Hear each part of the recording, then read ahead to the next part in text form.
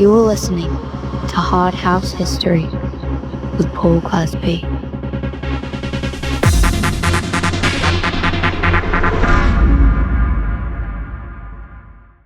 Amadeus Mozart, my good friend, here on your own, left Andy at home or wherever he stays when he's not with you. And I just wanted to get you on your own for a while. Oh, that's okay. Yeah, I always leave. It's cooking breakfast, you know. People still believe we live together in a terraced house in Sheffield. We actually did I probably mentioned it before. We did a Tidy TV sketch where we pretended that we lived together. So like we still carry. Yeah. It's a nice thought. I've always liked it. Yeah, it's a fantasy for some people, Paul. Andy. Yeah, I think so. So I wanted to, if you don't mind, go back to like Amadeus before Tidy Trax. You know, like those kind of formative, not when you were a teenager or anything like that, but I just mean like those, because you told me we had a good chat a few months ago, just on not on here, and you were telling me stories about when you used to drive around and you'd be in the back seat of Tony De Vit's car when he was going to gigs and stuff. Like I think you've got this rich history that a lot of people don't really know about. And I thought it'd be interesting for you to talk about, like, what were you doing before, that I would imagine 5 or 6 years, late 80s, early 90s, before Tidy Trax was even a thing. Yeah, I suppose it's quite important. I mean, we may have in our last chat talked about how I got into music and gone through all those things, the influences through the 70s, 80s, and even 90s. But I suppose what you want to delve into is sort of how Tidy Trax came about through my connections and also my production work as an early producer, probably. Yes. Yeah, well, I suppose we have to jump from me being a DJ to wanting to be a record producer. And that was down to Music Factory Master Mix, which was a DJ-only music service. And what they used to do, a bit like DMC, used to create mega mixes and mashups and remixes for DJs only. You'd pay £25 a month and you get a gatefold, 2 bits of vinyl, and you got these exclusive mixes that other DJs wouldn't play out if they hadn't subscribed. So and there was only about 500 copies made. So you'd got a real gem. And there was nothing better, even now, is there, than playing something out that everybody goes, what the hell's that? And they've never heard it before. So it was Master Mix and Music Factory that sort of inspired me, alongside some other mega mixers from Spain and Peter Slaghuis, who was... Peter Slaghuis? Yeah. Peter Slaghuis is Dutch, and I think it's Slaghuis in Dutch. Oh. But he was a DMC record producer, and he had a hit single called "Jack to the Sound of the Underground," and he was probably my biggest influence. He was 26 years old, a gay guy from Holland near Amsterdam, producer, and he was groundbreaking. He was one of the first to use a sampler to make tracks. So don't forget, the computer and the sampler in 1986, 87 was a revolutionary new thing. And what we used to do is sample little bits of records and drums, put them in a keyboard, put them in a sampler onto a keyboard, and make tracks out of other tracks, little 1-second samples. And he was probably one of the groundbreaking people to do that. And so I was fascinated the way he did things. And I got a chance to meet him in London at a disco mix DJ convention. And I got to meet him at the bar. We chatted. I told him, "Oh, you're my idol." I was like a fanboy. And he said, "Oh, right. Well," I think he flippantly said, "Next time you're in Holland, come over and see me." The sort of thing you say that you hope they don't do. Next day, you book your flights. Well, a month later, I took a ferry from Harwich to the Hook of Holland, got a train up to Amsterdam, and I rang him because he did give me his phone number. I says, "Hi, Peter, I'm in Amsterdam." Right. with my girlfriend. We're in Amsterdam. Oh, right. I'm just down the road. I'll come and pick you up. Yeah, all right then. And anyway, it was a lovely summer's day. He got an open top BMW, come and picked us up outside the station. What a really nice guy he was. And I told him how fascinated I was with how he made his stuff. And he said, come back to my place, both of you. I'll show you my studio. And he showed me his little studio, which is a very small room, Akai sampler, keyboard, Tascam 32 reel to reel. And he said, this is how I cut up records. And he showed me, and I was just like, I'm nearly in tears. Anyway, had a great day, come back, and he wrote a list of stuff I needed to buy for my studio, come to about $7,000. Me and Ange got back on the ferry next day. I went to the bank manager, tried to get a loan. He says, don't be an idiot. I'm not going to lend you money for that. So the wife went and got a loan and pretended she wanted a kitchen. And we conned Barclays Bank till we were having a kitchen refurb, and we bought a $7,000 studio. Boom. I bought Technics 1200s, which I've still got here in the office today, 1989. I bought a Fostec mixer, Tascam 32, Akai S950. Here we go. Plugged it all in. Oh, no. Back in the day, there was no YouTube. So I'd have to sit and read a Japanese manual for about 2 hours to try and work out how it worked. But anyway, I got with a friend called Guy Garrett, who was he was the Benedict brothers eventually. And he bought a computer. We bought a Atari 1040. And we muddled along, and we tried to get a mix on Music Factory, Master Mix. Kept sending mixes to them. They kept knocking them back. And eventually, I think it was 1990, we done a West Bam mega mix, 5 of his tracks, mixed them together, and we got on issue 50 of Master Mix. Wow. That's how I got into studio work. Peter Slaghuis. And tragically, into this story, Peter Slaghuis was a DJ and producer. And when I went to Master Mix head office once, Martin Smith came up to me, a guy who was mega bass, and he said, have you heard? I said, no. He said, Pete Slaghuis dead. I said, what? He said, he's dead. He got killed in a car crash last week. I was like devastated. I just got to know this guy. He was my idol. I think he was about 28, 27, driving home from a gig in Amsterdam, car smashed, dead. Absolutely traumatized. I never really had anybody die in my family. I'd never had a friend die that was close to me. All my grandparents were alive, so I hadn't really ever grieved before. And this was like my first grieving experience, because I'd lost a friend and a mentor. And I think the way that Martin told me, and it was no disrespect to Martin, because I didn't think he realised how close I was. He sort of flippantly said it, which shocked me. Have you heard? Pete Slaghuis is dead.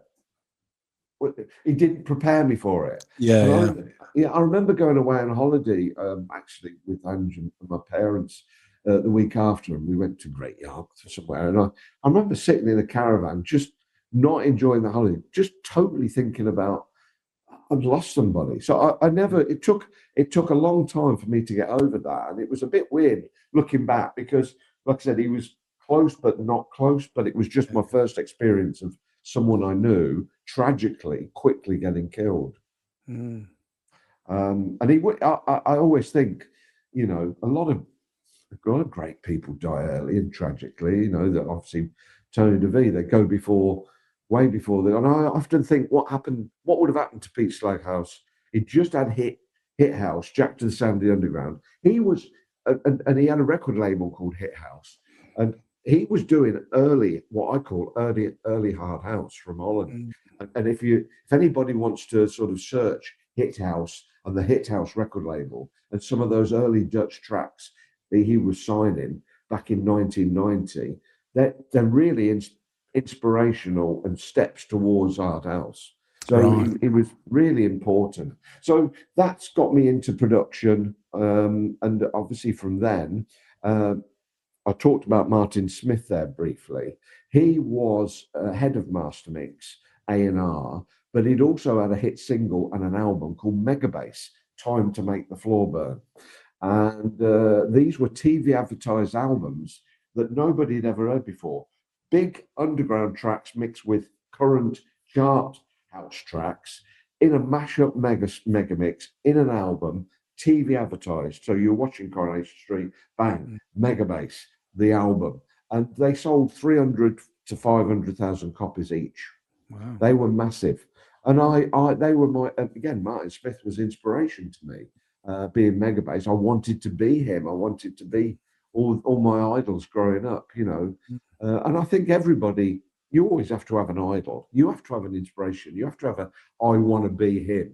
And I'm sure in any line of whether you're in sport, you want to be that football player. You know, you always look up. And Martin Smith was an idol of mine. And he taught me actually the tricks of working with the computer and editing. But I got onto Mastermix, and Martin phoned me one day and said, "Look, I love your work. We're not going to do a Mega Bass 4 or 3. We're going to do a new album called Hit the Decks, and it's going to be called Battle of the DJs, where Mega Mix teams and remix teams do short 20-minute mashups, and then we put them on the vinyl, and it's going to be a big TV advertised. Music Factory are going to put it out." And Andy was doing Jive Bunny at the time. He was still a bit of a pop star, but he was doing the commercial stuff. Yeah. And I thought this is a good opportunity. So me and Guy Garrett, and I may have touched on this story in our previous podcast, but it's worth running over. We got together, me and Guy Garrett, and we became, sadly, our DJ name was Two Little Boys.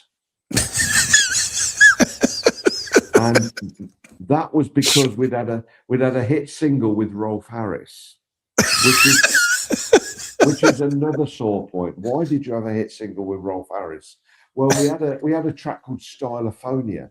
Rolf Harris in the 70s, he used to promote a stylophone, which was an electronic organ keyboard, and he was the voice on the record that showed you how to play the stylophone in the 70s.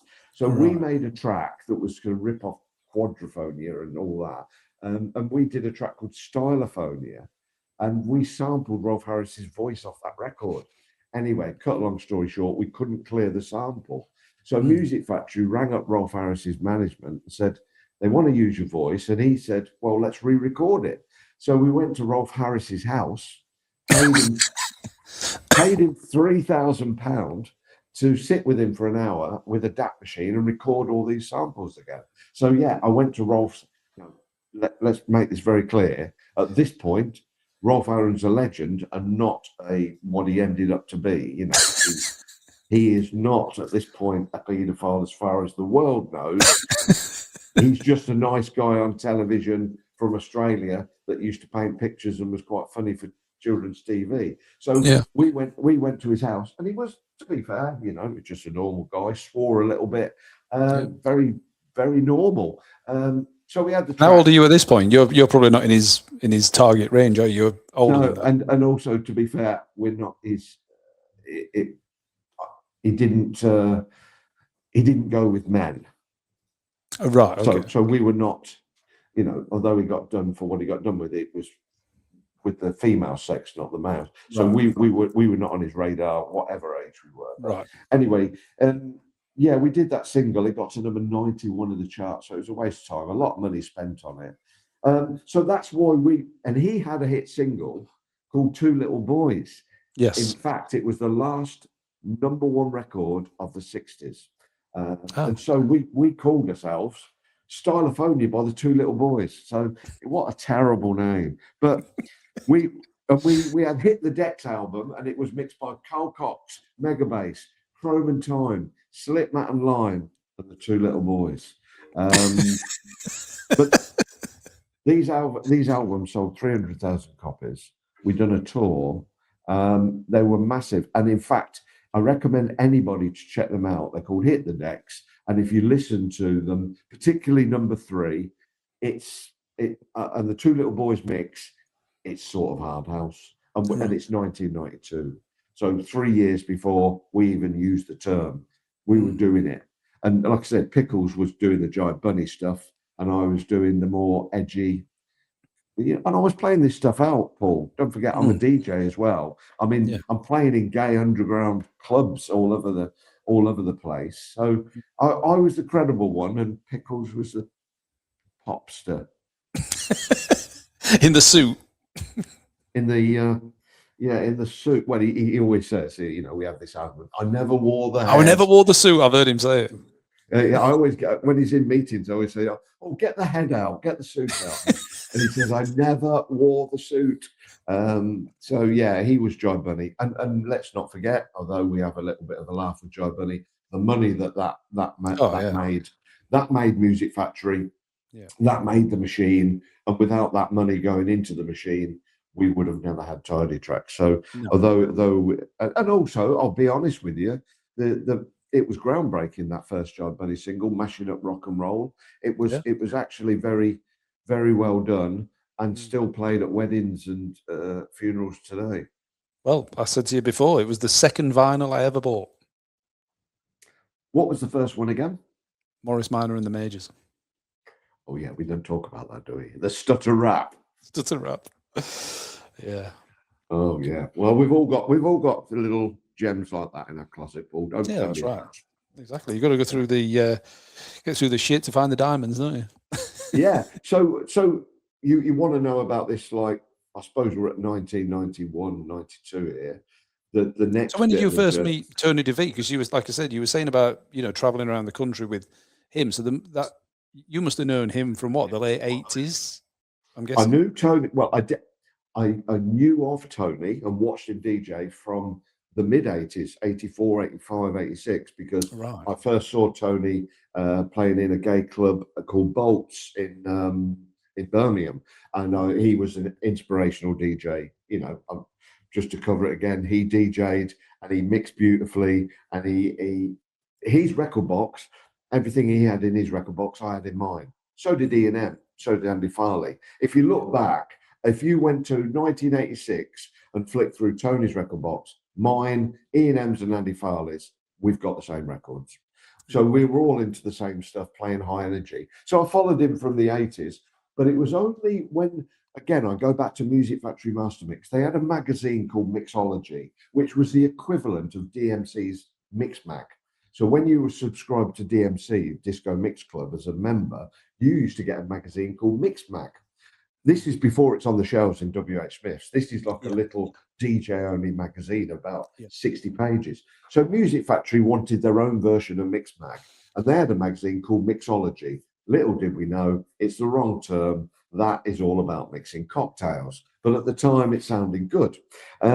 So I was one of the editors with Martin Smith. Now, the good thing about that was we could pick up the phone, because it was an industry magazine, and say, I could interview anybody. Oh, ring up Baby Doc. Let's get an interview. Who's going to go down and interview Baby Doc? I'll do it. Right, okay. Who wants to go and Tony De Vit's studio? We need to cover it. I'll do it. So I got in the front door. Red Jerry, I'll go. So I'm doing all my inspirational people. I'm going to their studios or their houses to interview them for Mixology magazine. That is part of my job. So it was a great way of putting your foot in the door and getting to know people. So I got to meet, although I'd sort of been on the outskirts of Tony's radar, the first time I got to sit down with him and Simon Parks was in his studio, and we'd done a studio tour, a video tour. And if you go on YouTube and type in Tony V studio tour, I'm the one filming the last ever, people say, probably one of the last ever films of Tony, and he's showing you around the studio. We had him on the front cover of Mixology. We did a 6-page spread on him, but actually, I think this time is quite late. I think it's about 90. It's when Tidy's just starting. It's about 94, 95, probably 95. So all the planets are aligning. We're just about set up a record label. We want a record label that Tony loves and plays at trade. Yeah. I'm going to Tony's studio. So yeah, it's a bit of networking, Paul. That's what it is. So yeah, have a look at that clip. It's on YouTube. It's a grainy VHS.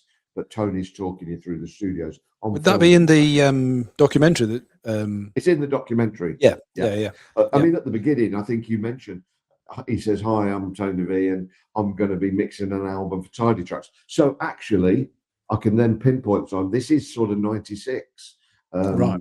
This is, you know, we've just set up Tidy in September. We're in the second year of Tidy. This is 96 when I get to his studio, because I did want him to mix a Tidy album and do a track and do a remix. So he sort of tentatively says, "This is my DJ setup. This is where I'll be mixing the Tidy Trax album." Right. And it's in the documentary, I think that. So yeah. And how come that never came about? It never came about because we couldn't agree on a fee, because there was a battle at Music Factory internally. Me and Andy were at this point, you know, best mates. We wanted Music Factory to be more credible, and yet they were still hanging on to the Giant Bunny uncredible. So the budget that me and Andy wanted to make stuff at Tidy Trax, we had to keep knocking at the door of John Pickles saying, "Can we have $8,000 to make a video, please?" "What?" "Yeah, we've got Handbagger single. We want a video. It's going to cost $8,000. Can we have it, please?" "Oh, all right then." So we kept asking for money to make this label work. And when we wanted an album which was going to be captures a bit of hard house. And I think it wasn't going to be a Tidy album. It was called Totally Clubbed Up. And it was going to be called TKU. And I wanted Tony to mix it. I went to John Pickles. I said, "John, I want it." He said $2,000. He'll mix the album. John Pickles hit the roof. "What? $2,000 to mix an album?" Me and Andy had just had a hit single with Hyperlogic on London Records. And he said, "Fuck that. You and Andy mix it as Hyperlogic. I'm not paying $2,000 for Tony who?" Yeah. So I had to go back to Tony and say, we can't have you mix the album. Give John a message from me that he fucked up there. He fucked up big time. John fucked up big time. But then there was a little bit of awkwardness. I mean, me and Andy have always got on. We've never had a row. We've always discussed things. Sometimes we disagree. But this was an awkward time because we just got Tidy going. We were spending some of Music Factory's money. But don't forget, Andy is John's son. But his dad is the boss. And I'm sort of I'm having a go at John saying, "No, we've got to do this. We want Tony De Vit. John's having a go back at me. And Andy's sitting in the room going, whose side should I be on? My dad's or my best mate?" Oh, bit awkward tension. So there was a lot of times like that in early Tidy days where there was a battle internally between me, Andy, and John. John, of course, had the purse strings. And, as I'm an older man now, I understand we were taking the piss. We wanted money for a project that was very speculative, and he was a businessman. But I couldn't see it. I'm a young man. Come on, let's get Tony De Vit. Let's spend the $2,000. Come on. And Andy felt awkward, and it put a bit of pressure on me and Andy's relationship, because Andy would then justify what his dad was saying. So anyway, Tony did mix Totally Clubbed Up, and I think we went back to him again to mix Keep It Tidy. This was shortly before Tony died. Keep It Tidy 1, which was a compilation of our early tracks, and I wanted Tony to do that. But unfortunately, he died before he did that. Right. And E&M actually did the mix on that album. So he replaced. I thought, look, unfortunately, we can't have Tony. E&M was, I'm not saying E&M was a second choice, but we'd already got plans in place for Tony. So my next call had to be, well, if Tony can't do it, Ian's kind of the heir to the throne, isn't he? Once Tony's. Well, Tony, look, Ian and Tony have been best friends, fallen out, like all relationships. But those two, and it frustrates me they're falling out when they did. It did at the time. It was awkward because, 1 minute I've got Tony, I'm speaking to Tony De Vit, like I said, we'll talk about it in a minute, in the back of his car. The next minute, I've got E&M in the studio doing Dreamer. And these two people I'm working with don't speak. It was a bit like, oh, tell Tony this. Oh, tell Ian that. Tell Tony that. Tell Ian that. And I was in the middle of this. I was a marriage guidance counsellor, and it was awkward for everybody. It was awkward. Yeah. So look, I've met Tony. This is how I got to know Tony. And the other reason we got to know Tony was he remixed the first single, which was The Handbag, as you found out.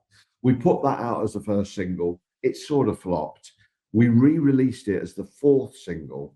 And the only reason I re-released it is somebody said, that should have been a hit. So I thought, right, this time we'll re-release it and I'm going to get Tony De Vit to do a mix. I don't care how much it costs. And I went back to John Pickles. And at this point, I think John had softened. I said, I want Tony De Vit to remix The Handbag, as you found out. But don't forget, we've already released it and we've already spent $8,000 on a video. And by the way, the two girls that fronted the first single, The Handbaggers, they mimed You Found Out, You Found Out. They were just two dancers. They were on the video, mimed, $8,000. We tried to get it in the charts. I think it got to number 55. So we tried again. By the way, the two girls that fronted it said they hated the single and they never wanted to be part of it. And they left after the video. I've got an $8,000 video, a single, and two girls that said, piss off, we don't want to be part of it. So I went back to John Pickles. I said, John, we want to re-release the single. I need another video with two new girls. And can we have Tony De Vit remix it? He only wants $2,000. And to my surprise, John said, get another video done and get Tony De Vit to, I'll pay for Tony to remix it.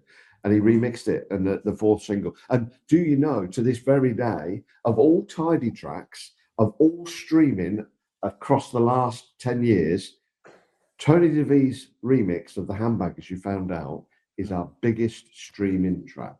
Wow. So it was a good investment of $2,000. Yeah. But I remember Tony saying when I rang him up, I said, Tony, he said, look, Amo, I'll remix it. I like the vocal, I like it, but I hate that Depeche Mode riff that you got in it, which was Just Can't Get Enough, which was the original riff. He said, I'm not having that in it. I said, Tony, do what the fuck you want with it. I just want you to play it at trade. So he just ripped it apart, kept the vocal, but totally changed it. And do you know what? When it came through, and I'll be brutally honest, you didn't like it. I didn't like it. Because I was expecting Tony De Vit faster, harder with a Hoover because, he was renowned. He'd had a few tracks out that were banging with Hoovers. And this was a bit soft. It got an organ in it. It was a bit housey. I thought, oh my God, what am I going to say to John Pickles? Just paid $2,000 and I've not got what I want. But anyway, he played it. Everybody loved it. But yeah, even now, if you listen to it, it is an unusual track for Tony. It's not got all his trademarks. There is no Hoover in it, but it's a great mix. And he knew better, really. So yeah, that's how we got to know Tony. And then we're in this sort of 96, 97 era now. I mean, leading up to the sad passing of Tony. But I would say, 6 months before he dies, Tony falls out with his producer.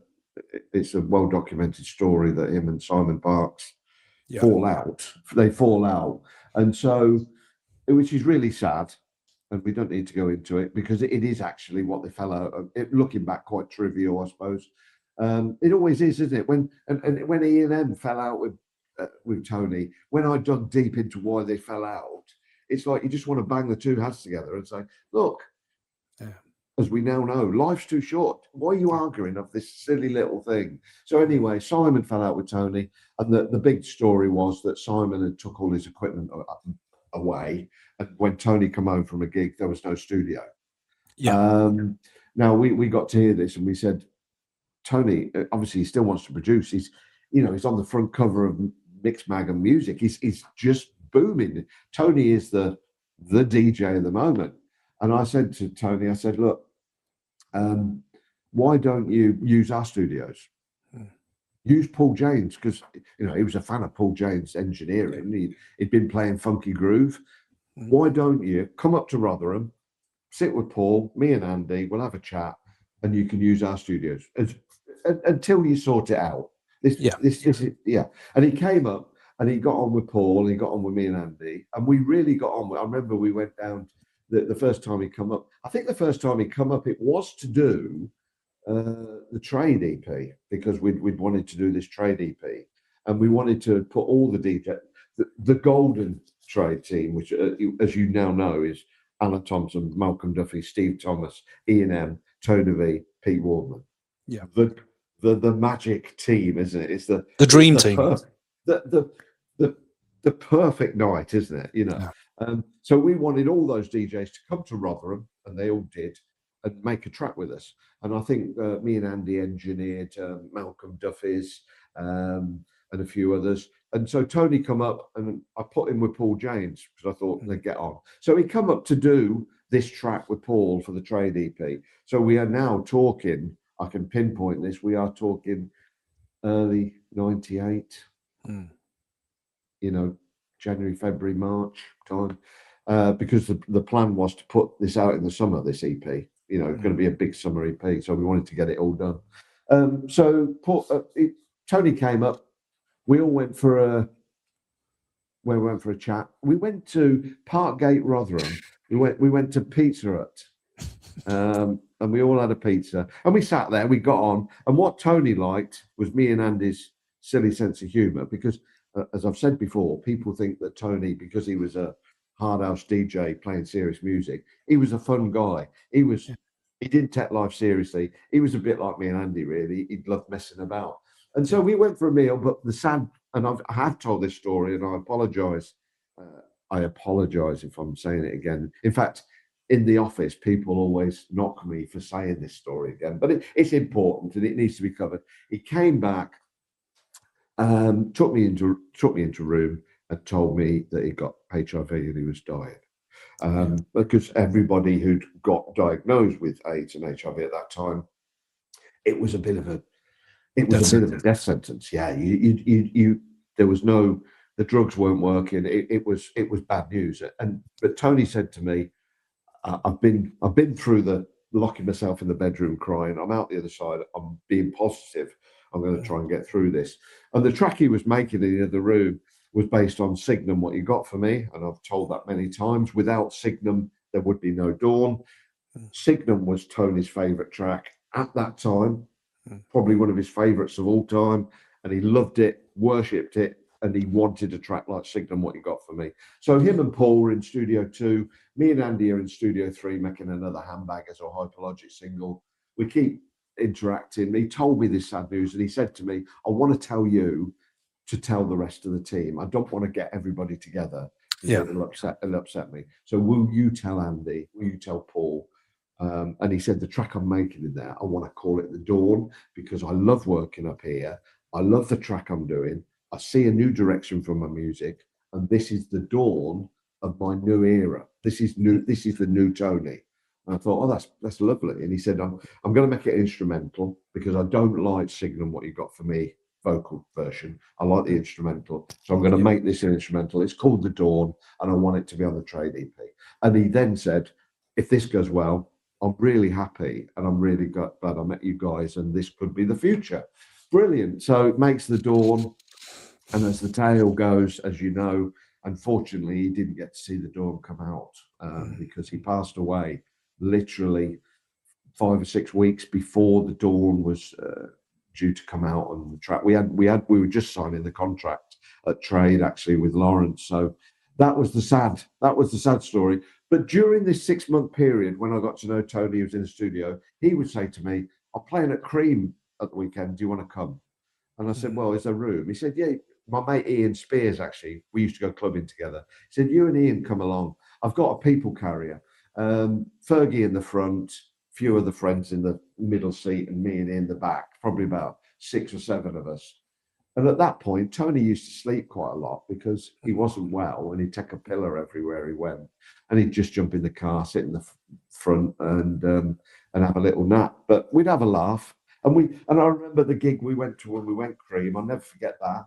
We went to Birmingham first to play at, what was Gatecrasher? What was the one on Broad Street? It was a big club there. I think it was called Baker's at the time. And he played an early set. Yeah, he played on a time. This was the beauty of Tony. People always get Tony wrong. They think he's hard and fast. if you listen to his old tapes, he'd start at 130 and he'd finish at 150, and everything in between: vocal tracks, Hoover tracks, slow tracks, house tracks, very commercial tracks, very underground tracks, bit techie, everything. And so when he played the Baker's set, he played an untidy set really early on, because it was about, I think he was playing about 10 o'clock, 11 o'clock. So it's really 1:30. The most he went was 1:36. Great set, loved it. Played all the untidy dubs. And then we drove up to Liverpool to see him play at Cream. There was a house DJ on, Ferry Corsten for 2 hours, and then Tony De Vit for 2 hours. Because back in the day, 3 DJs playing 2 hours, that was a night, you know. Yeah. And that was Cream.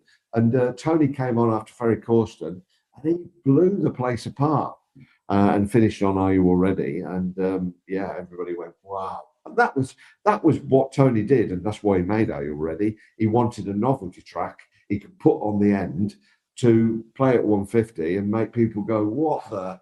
And he made that track purposely just to play at the end. As I said, it was a bit of a novelty track for Tony. He wanted something that was just, get that, go home, turn the lights on, good night. And from that, as you well know, from those couple of Hoover tracks that Tony made, they're like the Splashdown, spawned a new genre, Paul, that you latched onto. I suppose that those few tracks that Tony wanted to make for the end of his set created a style of hard house that Vicious Circle was renowned for. Well, yeah, I guess. And I mean, when Fergie came on, he was saying about, you know, if I can't remember exactly which tracks he said, but I mean, there's an example. You found out if that's hard house, how can Yamamba be hard house? You know, like this within hard house, there's so many, it's such a range of styles. You know, like, am I really a hard house DJ? Well, probably not. I was like, this is the greatest and worst thing about hard house. Yeah, what you've just said. The spectrum, if techno or house and trance have got a very sort of spectrum of about that, hard house is almost 360. It's so wide. I mean, we've got tidy 2, untidy, Tidy Trax, all different sound. If you went to a tidy night, you'd be, for the first time ever, you'd be confused, like you said. How is that hard house and that's hard house and that's hard house? And I suppose, looking back, it's inspired by Tony De Vit, because, as I said earlier, his sets went through various different styles. You got me burning up, big vocal track, you know, various different styles of Tony's set sort of created what I thought was the mold for hard house. So I always say hard house starts at 132 and finishes at 155 and everything in between. And for me, why I love it is because I'll go to a tidy night. I can start with Drax Nelson or an untidy dubs. The next gear it goes through is a bit of euphoric hard trance, and then the next gear it goes through is banging Hoovers and synths. So as a listener and a clubber, I've had a really enjoyable, diverse night. I've liked it all, but some people would say that's your downfall, because the kids that come along today are confused. Like, hold on a minute, I've just typed in Tidy Trax, gone onto YouTube, and I've listened to You Found Out, and then I've listened to this OD 404 track. You're talking bollocks, Ammo. Which one's hard house? Which one is hard house? But for me, they're all. Are we right? Are we wrong? Have we created 6 genres within one genre? Is it good? Is it bad? I don't know. Tell me, Paul. Well, I don't know the answer either. What would you say? Yeah. What would you say to some? I'm confused as well. But deep down, my heart says it's the right thing, because when I'm dead and in 500 years' time, people are flicking through the catalogue, they will probably be astounded at how wide and how good it is. Because for me, one thing I'm proud of is the tracks were signed. Yeah, there's always going to be a couple of dodgy ones, but I think, and this is why I love it as an events brand, Tidy could put an event on now and have 4 arenas and only play Tidy Trax, and it would sound like a festival. Yeah. Not many labels can have that diversity, and all those 3,000 people at Pontins, say, or a weekender, if they had 4 rooms, an untidy room, a tidy 2 room, a hard house room, if every DJ was only allowed to play Tidy Trax catalog, it would still go off, and all 3,000 people would love it. Now, there's not many labels who can say that, because if you went to a label night, and with all due respect, Paul, you know this as a label owner, it's very difficult for you to have 4 rooms playing, and they only allowed to play. It'd be difficult for me to have 1 room. But you imagine 4 rooms of Vicious Circle. With all due respect, you're in one zone, and you've got one emotion through those 4 rooms. Yeah. Well, that's one thing I've said this recently. Like, for me, just as a label, just purely on the music, it's hard to beat Tripoli. I've been going through their back catalogue recently, and it's just what they did really well, which I know for a fact Vicious Circle didn't do very well, especially in the, I mean, I was freaking 23 years old. I didn't know what the fuck I was doing. The diverse, you know, like because they do a lot of double packs as well. So there'd be like a track and there'd be 4 mixes, there'd be original and then 3 remixes, but just so different. Whereas what we did, like, in fact, I was listening to it today. We licensed, I think it was Vicious Circle 3. Ufex Hit the Beat with a dynamic intervention remix. Yeah. Almost not the same, but, you know, like you wouldn't play both tracks in the same night, let alone the same set. Whereas Tripoli and obviously Tidy, you guys did it right as well, where, you know, like you'd have the remix would be a complement to the original rather than just another version of the original. Well, you know, there is a reason for that, but there's a scientific reason for that, Paul. What it is when you get a track, you try what you think of 4 DJs you want to play it. I want Judge Jules to play it. I want Tony De Vit to play it. I want Tall Paul to play it. So what you do is you come up with a pack that services 4 types of DJ, because that way those 4 DJs are spreading the word of that track more. Yeah. So it's a very simple analogy. Let more people hear it by more DJs playing it. So, but if I just do a remix and I've got a 155 Hoover and I do another Hoover track on the other side, the same DJ is not going to play it twice. So that's a waste of money. The same DJ is probably going to choose one over the other. I like that Hoover one over that Hoover one. And the other 75 DJs on my mail list who don't like Hoover are not going to play it. Yeah. So why don't I come up with 3 or 4 mixes that covers my 75 DJ mailing list, where all 75 DJs have got something? They can play a version of You Found Out. They can play the Tony De Vit one, the original. They can play an untidy dub of it. All of a sudden, I've got more of an audience. And this is why, just to touch on this slightly, why I prefer a track to be slightly slower than faster these days, is because I know I can appeal to more DJs. If I've got, when we had some producers here the other week for a Tidy remix camp, and I said, if you're going to do a track for me, think about the BPM, because I need this to appeal to a wider audience. Now, if you sit it at 140, I've got that many DJs who might play it. Even the people that play at 148 will play it fast. And so I've got a much wider. But if you do it at 150 or 155, not many DJs play in the minus. We know that. They don't like pitching stuff. So I'm only going to appeal to the DJ that's on last, playing to 17 people with the lights nearly on. Because a lot of nights get faster as they go on. And the last DJs, as you know, Paul, you'd got a lot of back-end sets because you were harder and faster. You had to finish them off. So if I'd done a track at 150 and Paul Glazby, who was championing it, maybe the whole night didn't get to hear it, and that track only would get played once in a night, and that would be at the end. Yeah. If I did it at 140, somebody else might play it early on. And if you really liked it, you might come in at 146 and play it plus 6. And I've got 2 DJs. So always bear that in mind when you're making a track. Don't assume, and don't get me wrong, we've done some 150s, 155s. But if you want a wider DJ network to play it, think about that BPM. That's tip. That's good advice. The Lexa stuff, was that you? Yes. Yeah.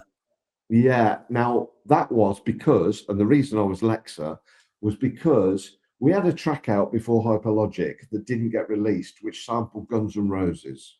Right. And it was the first Hyperlogic single, and we couldn't clear the guitar riff. The famous Sweet Child of Mine. Right. We couldn't clear it. So that was the first Hyperlogic single. London Records has signed it. We love this. It got a vocal sample, Guns N' Roses, Sweet Child of Mine guitar. So they said, look, we can't clear the guitar, replay it. And we got Carl in the Music Factory studios to replay it, sent it, Guns N' Roses turned it down again. It was a bit like that Tin Man track that came out at the time with the guitar sample. So it was really big. London said, we're good. Well, I'll tell you what, we can't clear it. In the meantime, can you do a follow-up single? And we went and done Only Me, which sampled U2 and Alison Williams. And that was the first single. So we never cleared this Sweet Child of Mine. Anyway, later on, we did it, and we did get it cleared as a bit of a bootleg. And I put it out as a white label. And I thought, what name shall I use? And obviously Axl Rose is the lead singer of Guns N' Roses. Backwards. So I did it backwards and came up with the word Lexa. Right. So that's what Lexa. So I did this bootleg, and then I had a chance to remix "Brain Is the Weapon," I think, on Tidy Trax, and I think I did that under Lexa, and put a single out on Tidy, a couple of singles, one sample, The Prodigy, and and Lexa was quite fast and hard and a bit bootleggy, a bit naughty. So that was me on my own. That wasn't with Andy. And so I think I did about 4 or 5 little things under the name Lexa.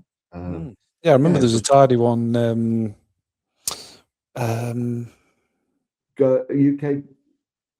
Gold, is it? Yellow vinyl, UK Gold. Not yellow vinyl, yellow sleeve. Is it? I'm sure it's a UK Gold single. I think I did Brain Is a Weapon. I've done another one as well. You did Mistakes. Oh, no, it might have been Black. Yeah, it might have been Black is Black. Black is Black, I think I did. Yeah, Black is Black. Yeah. So I've done 3 or 4. I never forget, I went to London and we were doing a photo shoot for Hyperlogic and a few others. And while we were there, the cameraman said, well, have you got any other artists you go under? I'll take some photos of you. I said, oh, well, I'm under the name Lexa. That's blowing up quite. Right, let's do that. What do you want to be? I had the beard at the time. He said, I'll tell you what, just take your top off. He said, take your top off and stand in front of that whiteboard and I'll do it. And it looks like I've got a big handlebar moustache. I've got a hairy chest, no top on. And that was the photo press shot for Lexa. Obviously, I was aiming at the gay market. I was going to say that went like wildfire around trade that weekend. Well, to be fair, Tony and Ian and Trade liked the Lexa stuff. You know, they played it out. I heard the Lexa stuff being played at Trade quite a lot. So I was I could have expanded on that, but then I just got distracted. You know, that's the problem with me and Andy. At that point, shortly after Tony died, the label blew up. And me and Andy were the main producers for the label and engineers. We'd done the Tidy Girls stuff, and along with Paul James. And then round about 99, we sort of became label managers. I was doing all the sleeves, the graphic design. We couldn't get in the studio. We lost our way a little bit, me and Andy as studio engineers, because we were analog. We were totally analog, you know, big desks, Akai samplers. And then obviously it went into audio where you did everything on a laptop and then a box. And we missed that transition where it all went audio. So I've only, and Andy as well, only relearned recently in the last 10 years how to produce again in the audio world, you know. But running the label was hard work. You couldn't do what Paul Maddox and Guyver was doing constantly in the studio because we never had the time. And we missed it, but our goal now was to find new talent, the Lee Pashes, the Ingos, the Guyvers. When I look back at what talent we found and discovered, it's quite a big part of Hard House for all the people that we did discover from the label. You discovering Paul Maddox, and then me, like you guys inviting me into the studio to work with Maddox, and then the amount of stuff that me and Maddox did. Yeah.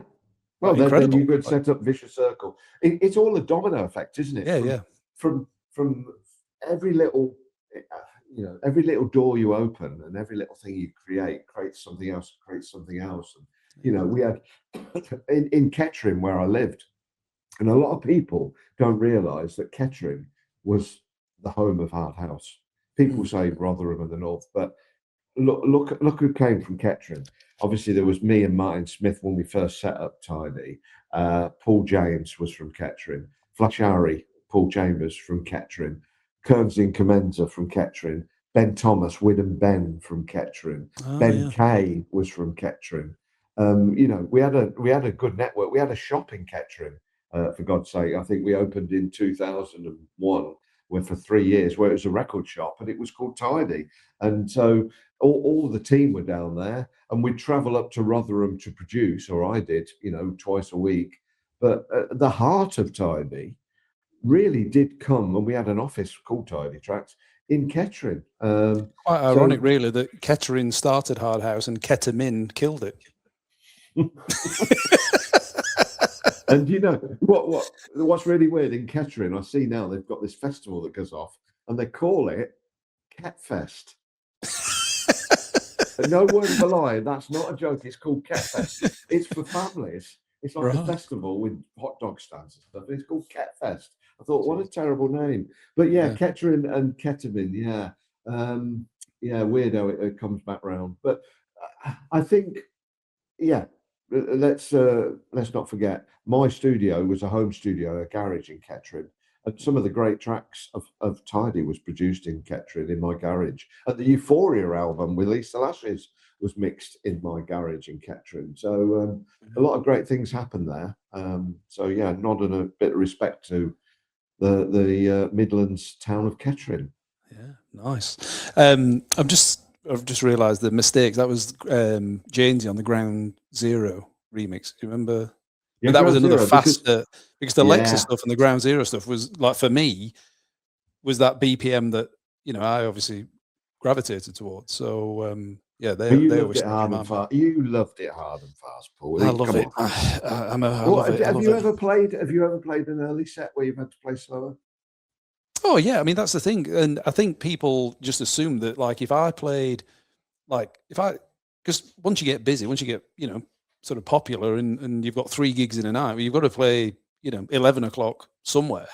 So I'd always try and be respectful of the night, because for me, even though I never went to trade, but I knew what trade was about, you know, with that gradual progression and it building, and that made sense to me. Yeah. So I would always try and play, you know, and I'd have people come, oh, put Hostile on. I'm like, fucking hell, mate. Like, no, like, I'm not playing that now. So I'd always try to. Now, some people would probably go, oh, that's still too hard for 11 o'clock. But then you're caught in that sort of catch-22 where you're trying to be respectful of the night, but also people are coming and you expect a certain thing from Glazby. So you're sort of stuck between a rock and a hard place. But I've told this story before. When Fergie played in the Fridge, he was playing at midnight. I was doing 11 till 12. I don't know who it was, but someone was on before me and left me at probably 1:52 at 11 o'clock.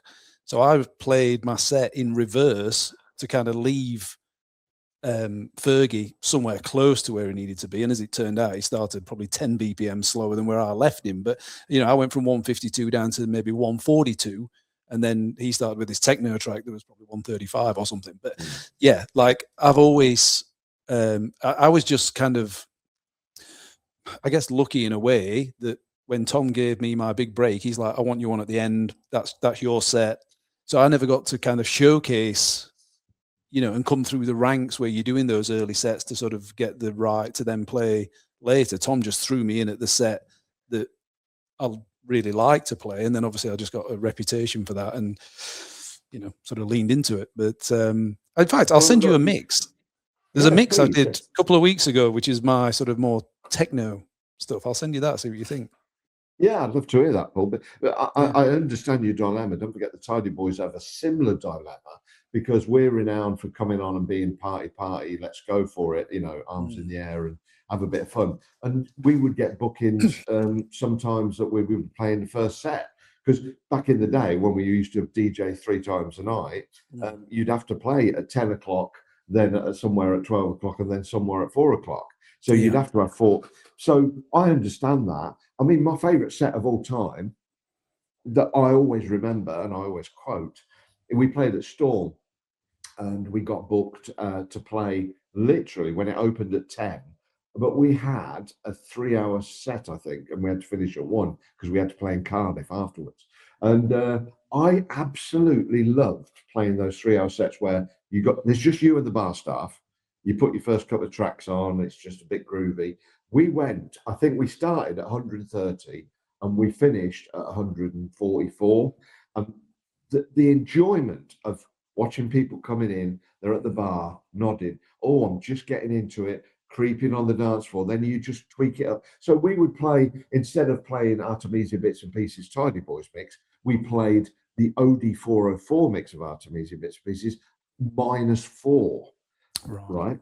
And it just sounded groovy and everybody was like, and I thought, this is really building up the atmosphere. And when we left them, they were like, yeah, Heaven's Cry, party. And we'd done the job. We'd literally built the night up nice. So I do still think that's important. It still frustrates me when even worse now, because you get daytime parties, you go to a gig at 4 in the afternoon and somebody's thrashing it out at 1:52. And, you know, and I've seen it happen even recently. By the time it does get to the last set, the problem is the crowd have had too much of speed and power that they're drained, that they're almost looking at the watch thinking, should we go now? We'll get a kebab and go, shall we?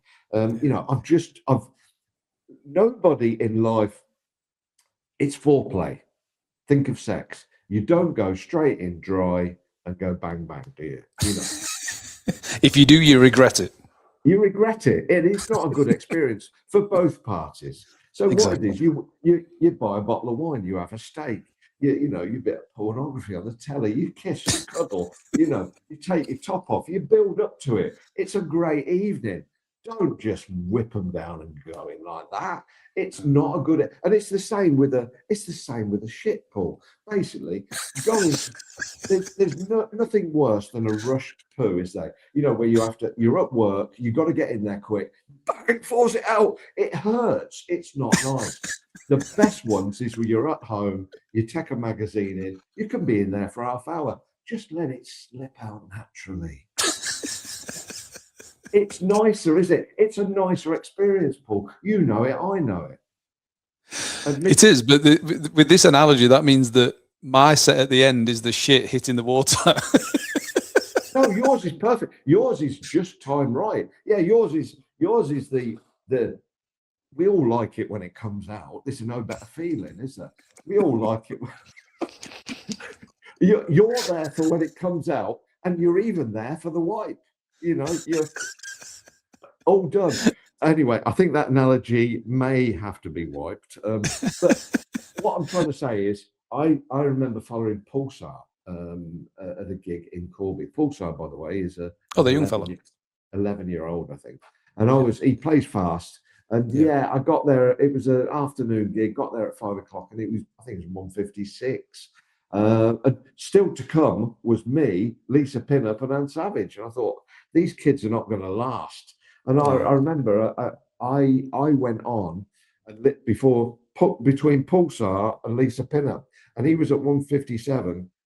And I came in with a typical Tidy Boys intro to wind it down. And I slowly got it down, a bit like you did, from 1:57. And I got it right down to 1:42 for Lisa to come in to play a bit of bounce, and had to carefully ease it down. And it worked. But I could have carried on at 1:57, but it would have killed Lisa Pinup's set. So there's a little bit of respect, I think, for the DJs following, and also respect for the dance floor. Our audience are older. They can't cope with 1:57 for 11 hours. Yeah, that's right. I actually had a thought the other day. This is going back to, it might have been the second Tidy Weekender, I think, second or third. And we were in the Tidy offices. And it was like the couple of days before the event.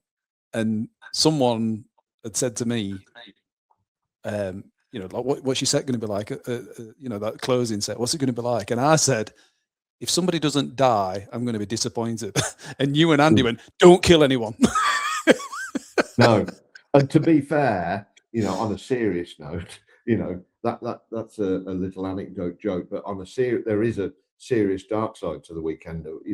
Yeah. That we were lucky we got those Weekenders away and nobody did die. And we did nearly, touch wood, the closest we did get was Tidy Weekender 5, where, and I may have told this story and I apologise again, but I think it's worth noting that we were in the office just before the Tidy Boys were about to go on live with a phone number of somebody's mum as they got rushed away in ambulance, and we were waiting for the call back that they may have died, and either me, Andy, or I think Russell Pate at the time, were going to have to ring his parents to say that he died at a Weekender on a Friday night at the busiest Weekender, 3,600 people, and the Tidy Boys about to go on. And I'll never forget that experience, because if that had happened, the Pontins were there, we would have had to shut the whole thing down, and there would have been no more Weekenders ever again. Yeah. And so, touch wood, thank God, thank you very much. The Weekenders were successful, and we never had anybody passing. And I think they're still the greatest events we've ever done. Well, it's probably some of the greatest events anyone's ever done. It's incredible.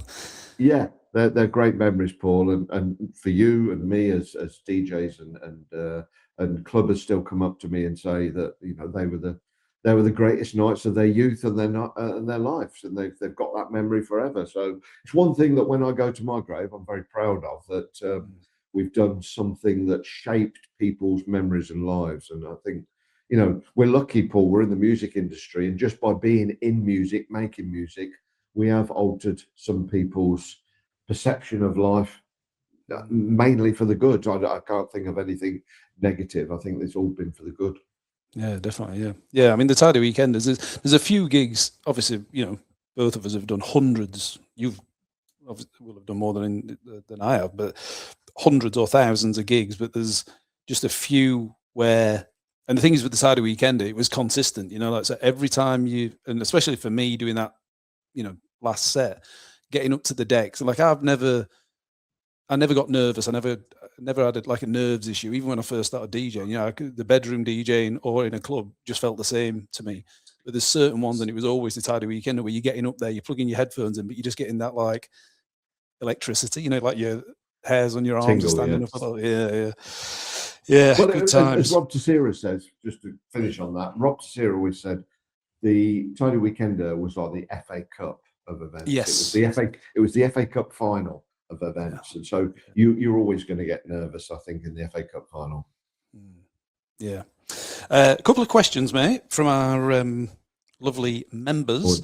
Ben Venard says, what was a track that you passed on at Tidy Trax that you later regretted? I passed on a track, ATB, is it 9 a.m. till or 9 p.m. till I come? The big.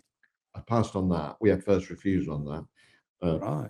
I passed on it because it wasn't right for the label. But I don't regret it, weirdly, even though John Pickles and the finance team probably would have said, why did you let that go? It was a #1 record. But could have had that $8,000 back for that fucking stupid video you did. Yeah, I turned that down. I turned down, was it Bartez as well? Turned down those ones because they weren't right for the label. And you're probably right. I mean, I stand by that. It didn't feel right. I would have been selling out a little bit to do that. There is some tracks, of course, that I wish I'd signed. RR Fierce Neuronex, the one that I wish I'd signed that, particularly the Nick Sentience remix. I wish that was in my catalogue, only because it's my favourite. But you didn't get a chance. You didn't turn that down, did you? I didn't. No, to be fair, I didn't turn it down. But so turning something down, no, I've got no regret. I've not turned anything down that I regret. I've only got some envious tracks on other labels. I wish I'd got to hear first that I may have signed. So yeah, I can proudly say there's nothing I regret. I think I did everything for the right reasons. Yeah, well, that's good. Actually, just touching on RR Fierce, because when you were saying earlier about Tony died before The Dawn came out, and I mean, some people may disagree, but for me, Yamamba is his you know, the best thing he did. And he actually, it wasn't just RR Fierce, it was RR Fierce and K Live. I think he's an Aussie guy called Clive, and his artist name was K Live, but he never gets credit. I mean, I never credit, I am now, but like, you know, people just got RR Fierce Yamamba, but it was actually him and somebody else. But but he passed, he died in the December as we were putting that out in I think it came out in the January. So yeah, he kind of missed that as well. So it's sad. It's sad that. Very sad. Yeah. Vince Sutton, this is not really a question. He said, what's an insight into the intros that you guys always did? His favorite was the Coca-Cola 5th birthday in Wolverhampton. Yes. That's what the reason we've done intros, I'll tell you now, is going back a bit what we talked about. We used to follow other DJs, and it's always hard if Lab 4 on before you or whatever. So as DJs that play start a bit slower, it was tricky. And I'd seen other DJs like Lisa Lashes and a few others. They just it wind down and they'd just start with a kick drum. Like, yeah. And it takes a long while for the audience to get back into the mode. And we went to we played in 1999. We followed Anne Savage, or we were playing with Anne Savage in South Africa, and there was a DJ playing almost hardcore. And I looked at Anne and said, "What are you going to do?" And she went, "Watch this." And she had a bit of vinyl with a helicopter on it and a track that had a 1 minute helicopter start, and she threw it in, and it just went, and she let it play for a minute. And the whole room sort of stood there calm. And then she brought in the track, and it broke that BPM feeling of the very fast to whatever BPM she brought in. It worked. I thought, that's good. You need to break that BPM in people's head. So I went back into the studio and I took all the Tidy samples that we've got, crowd noise, and this is a trick that Tidy boys have always done. You get a held string, put all the samples from the Tidy classics, like Are You Ready? Bit of riff here, bit of Trauma, Party Time, and then put the string underneath, and then add a crowd over the top, because the crowd covers over all that. And what I did, I put the samples not in time, so they were out of time, so they sort of like sounded like you were just throwing them in randomly. Are you ready? Dun, dun, dun, dun, dun, dun, dun, dun. Imagination. All of them slightly out of time with a crowd and a string. And I made this 1 minute, 15-second intro, and it starts with an explosion. So I don't care if Lab 4 are finishing on Candyman. Finish what you want. Bang, boom. Now, the trick, the reason ours worked over Anne Savage's helicopter is Anne Savage's helicopter did the trick, but it didn't excite people. This made people go, what the hell's that? What's going on? Because also people would run from room 2 because they could hear the crowd cheer on our intro. Like, what's going on in there?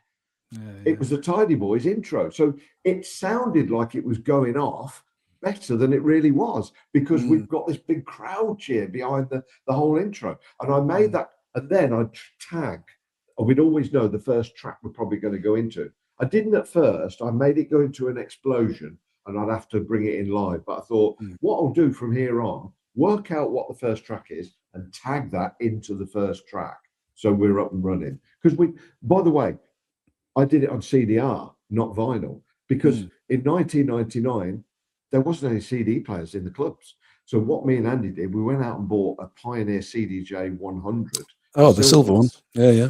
We bought one of them, and we put it in a bag with some cables. We'd turn up at clubs, and one of the DJs finished the last track, put the cables in the back, put the CD on channel 4, and use that CD. And then we created these wonderful intros.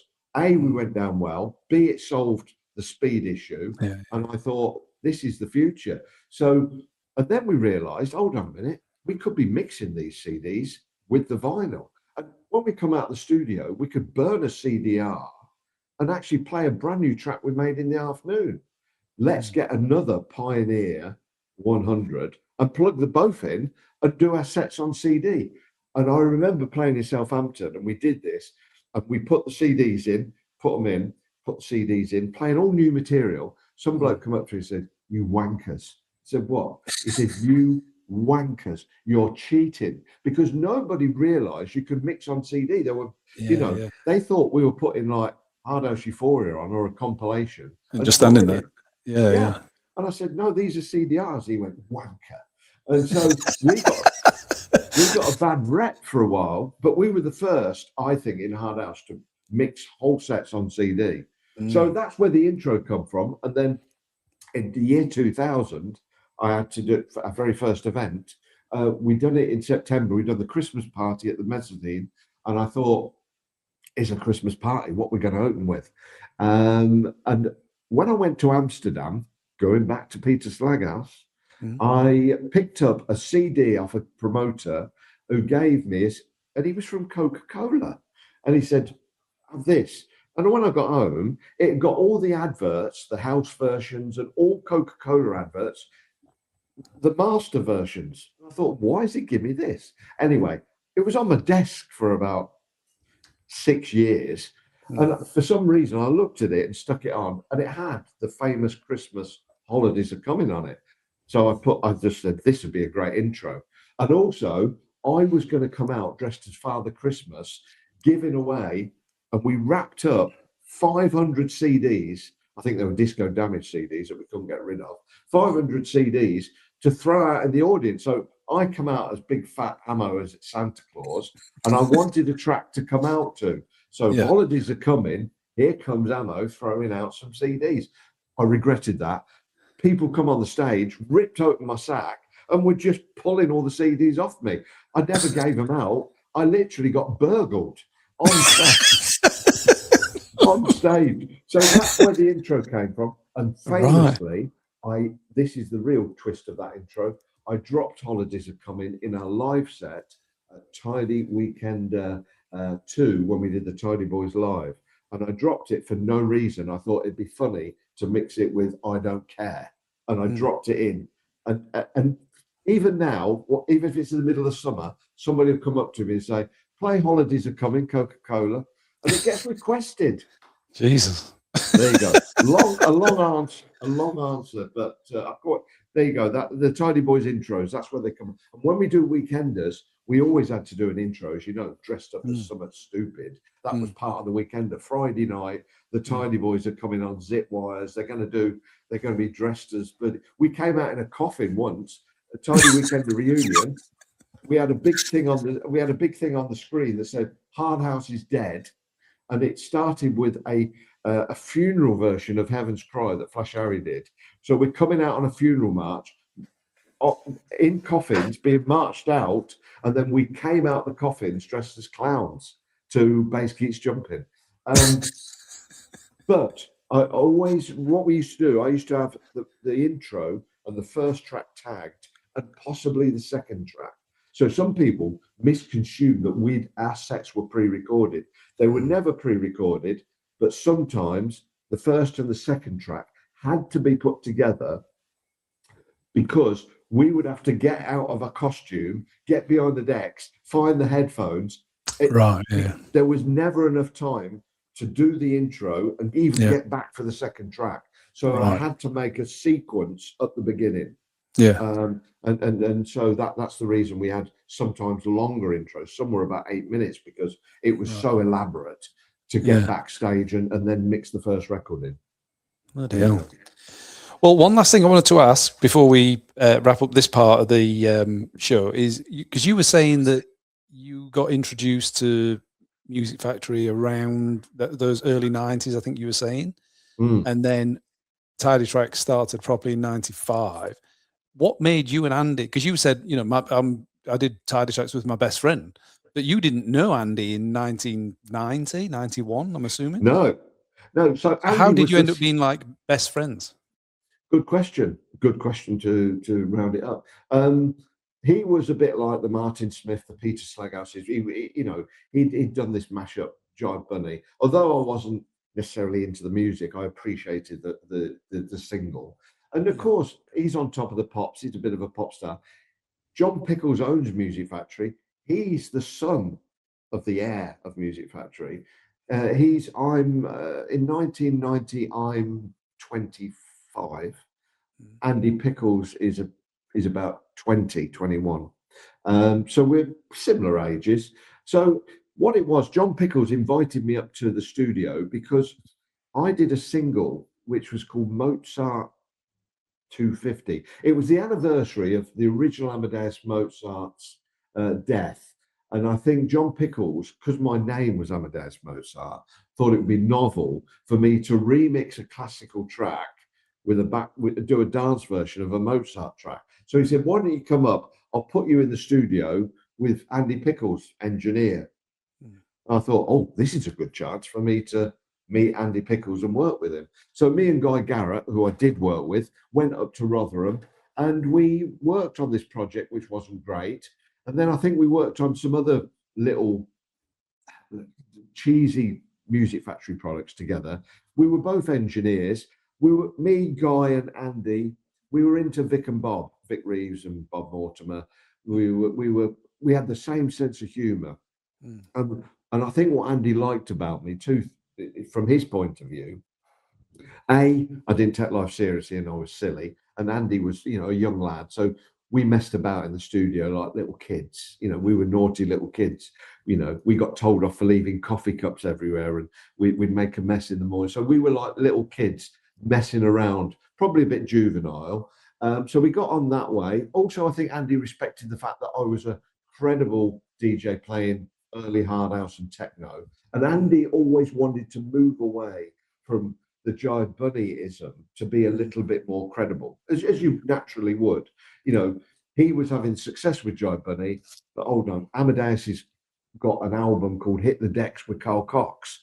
I like that. I'm a young man and I'd rather be with the Carl Cox side than the Jive Bunny. So I think we grew together there. So we just became studio friends, best friends. I used to go travel from Kettering to Doncaster where Andy lived, and we worked in Rotherham. So I'd travel up every week to be in the studio. And then Andy'd say, look, don't go drive home, don't get out of stay at mine, I've got a spare room. Got to know his missus and stuff, became a mate, as you do. Most people meet their best mates and even their wives at work. So this was a work relationship, and we just got on, and we made some great music together. We made some real shit together, and I think the turning point was when we made Hyperlogic, Only Me. That single that we made in '94. Don't forget, we made another track which was When I'm Cleaning Windows by Two in a Tent. So we did those real shit tracks as well, and I think we got on. We never fell out. We had the same interest. We made music. We learnt off each other. And then all the experiences you go through life, traveling the world, DJing, you just become best mates.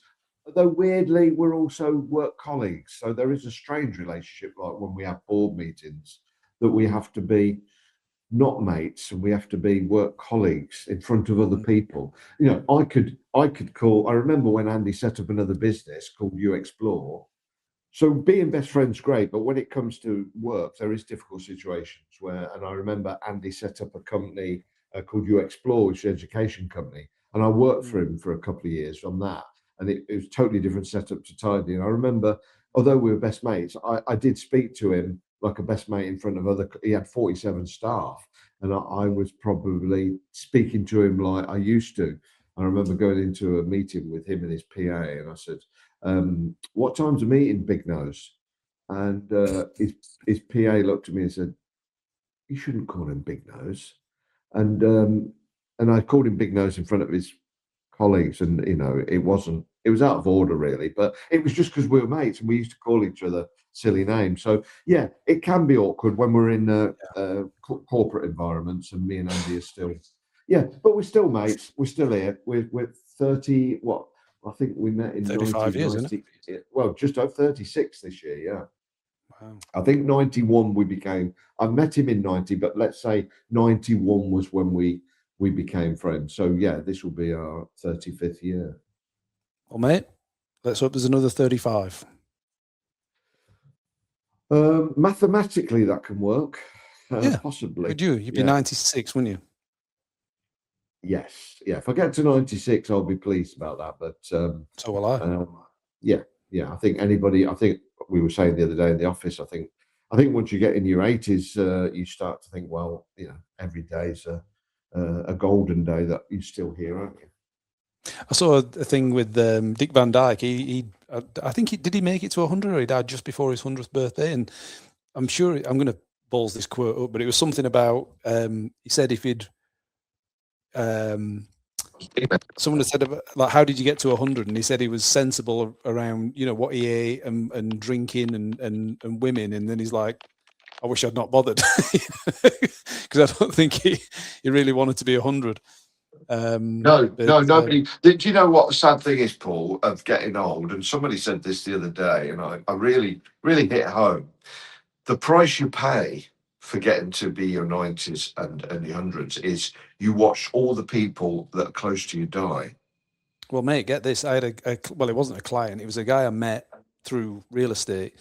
He was 97 when I met him. And this guy, he was born in Austria, and he was in World War II. And he was telling me stories, like his mind was perfect. Like he played tennis twice a week. He was married to this Chinese lady who was she was 20 years younger than him. She was in her 70s. And he'd lost 3 children to old age. Yeah, I mean that's awful, and that's the price you pay, isn't it? But yeah, just to recap on that, I do stress it's a poignant point you've made, that story, and we talk about Dick Van Dyke living 200, and as I've reached the age of 61, I realise how short and precious life is. It goes back to the Tony De Vit, Peter Slaghuis.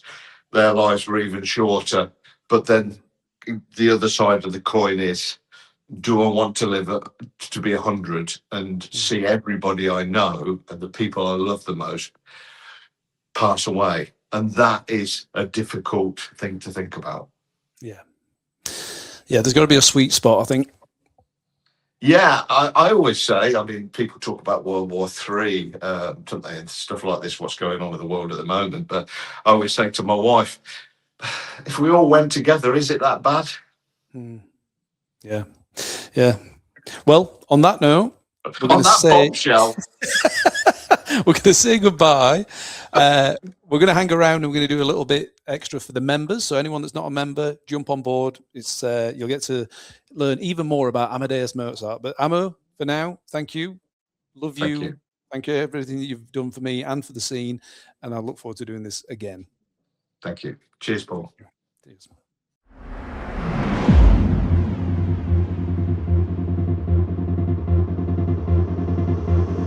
You are listening to Hard House History with Paul Glazby.